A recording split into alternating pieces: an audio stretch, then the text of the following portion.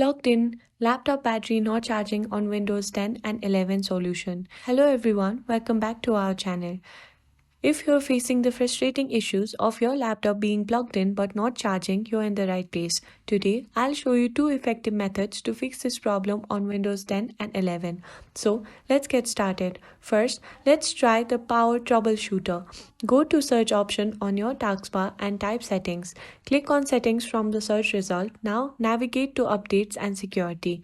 On the left side, click on troubleshoot and then select additional troubleshooters or other troubleshooters.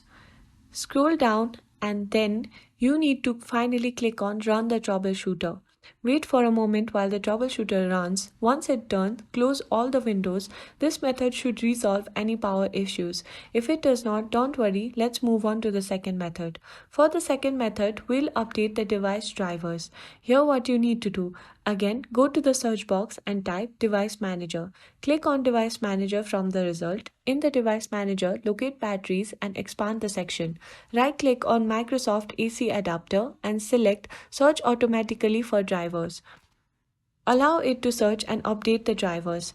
Right-click and then you can see Update the Driver option.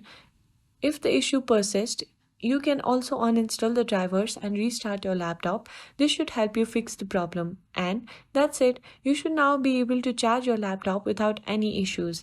If this video helped you out, please give it a like and comment below if it worked out for you. Don't forget to subscribe to our channel for more updates and I'll see you in the next video.